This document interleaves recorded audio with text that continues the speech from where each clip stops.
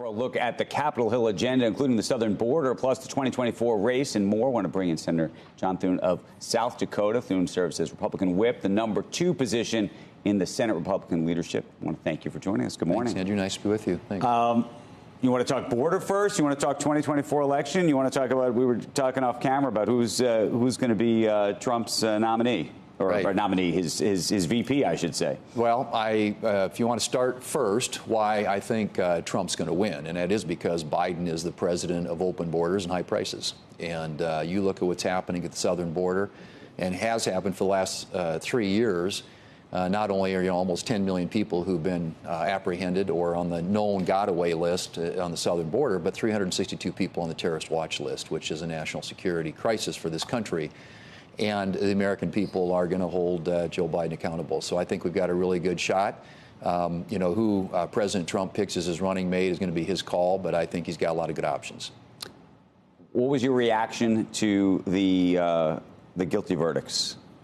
Well, I mean, I think that for most people, that outcome was kind of baked in. I think, if nothing else, it juices Republican intensity across the country, which you need in a presidential election.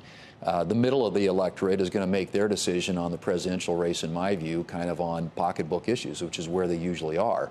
And so they're going to be looking at inflation, and they're going to be looking at the southern border. Right. They're going to be looking at energy costs. So I think that the things are stacking up well.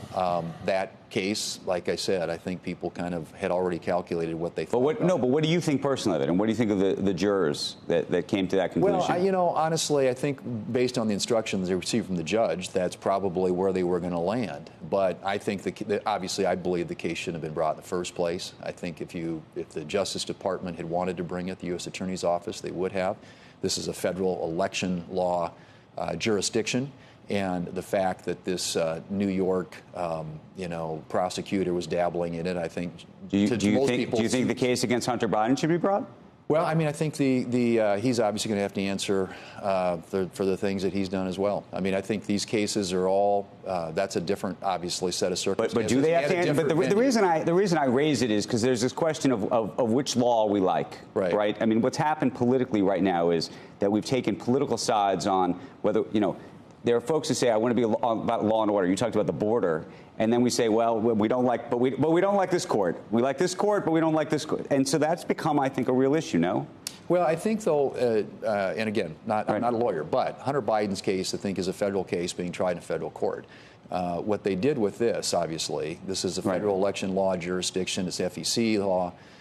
This prosecutor got to that office with an agenda. Well, how do you feel about the federal cases that are being brought against the president, the former president, which probably won't get brought before the election, or some of the state cases? Well, I mean, I think obviously the courts are going to decide that. I mean, some of those cases are stronger than others, but nevertheless. Does it bother you that those cases are not able to be brought before the election, so that the American public could actually see what the result is of what a jury in the U.S. would think of this stuff? I'm not troubled by it. I think I'm not surprised by it, honestly. I mean, I think that for the most part, those types of cases, you're going to have legal teams that are going to use and exercise all the options at their disposal, which is what Trump's lawyers are doing, and I would expect them to do that. If those cases end up not happening until after the election, I don't. This is with Hunter Biden.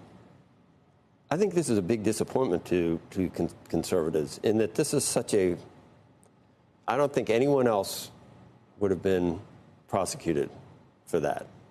So it almost looks like for the gun case, you mean? Yeah, but there's this mountain of other things. Yeah, the tax things and the influence. But isn't that the influence peddling? You just had 10 minutes with him. Can I just have 1 minute, Andrew? 1 minute before you're back on the bandwagon. Do you see what I'm saying, though? It's almost, this is a diversion from the real stuff that involves his father. I mean, I have, as a gun rights person, I don't think drug addicts should have it, but you got to admit, if anyone needs a gun, it's probably someone who's going to those neighborhoods, buying crack. I mean, this is a stupid case to bring when you've got these other ones that are possible to bring. Arguably, and I think the tax. And if he gets acquitted on this, it's going to be, you already went after him, and the president loves the love of him. Same thing on the Trump cases. But that's the point. Trump case. Well, and I think the Trump case, was misclassifying a crappy NDA to a porn star. You got Bill Clinton has 5 women. At least 5, 6. You want me to name them again? I'll name them for you but if Bill you want. Clinton's not on the ballot right now. Nothing happened back then when it happened. Nothing happened. People look beyond that. There are now federal cases. Okay, those are federal coming. The one that's already done. The one that's already done. Not going to be able to be brought. But the one that's already done was a kangaroo court, and it was a banana republic, and no one takes it seriously. That's why his poll numbers have gone up, and so have the predicted odds. Well, I think if nothing else, that for the American people, what they want to have is confidence and trust that our judicial system, legal system, well, they don't works. have it right now. And I think that's the issue here. It smells of and is tainted by politics. He ran on getting Trump on. But that's tainted by politics. But the Hunter Biden one, I don't understand. I said I wouldn't bring the Hunter Biden one. I would bring the other stuff about the big guy and the 10% and the millions of dollars from China, millions of dollars from Burisma. And why do you think they're not bringing that case? Because they don't think I don't know. No, I think they will. Tax it's coming. evasion is, to me, the more compelling case. Senator, let me ask you while you're here. You are running for a leadership position in the Senate to be the head of your party there. We haven't seen that because McConnell's been there since 2007 as the leader. What would you do differently? What would you prioritize in the Senate if you were leading up your colleagues there? Well, right now, Chuck Schumer runs the Senate, and under his leadership, it's a place where not much gets done, and where individual senators have pretty much given up their rights to have votes on amendments or anything else. He pulls everything up. The Democrat leadership is very hierarchical. It's a top-down type management style, and I think that if nothing else, just empowering individual senators, allowing the committees to work, and when bills come to the floor, open up the process under regular order, allow people to offer amendments. That's what we're supposed to be there to do. So, and I think, there's always in transitions, it's a natural pivot, and, a new generation of leadership needs to emerge. Senator McConnell has a tremendous record of accomplishment as a leader. If you look at the Supreme Court, a lot of people across this country, at least the people who support us, believe that is a legacy issue for him. But he's moving on, and that means we've got to have somebody to replace him, and I think I can do that. If it's a bust in June at the debate for President Biden, will there be someone else?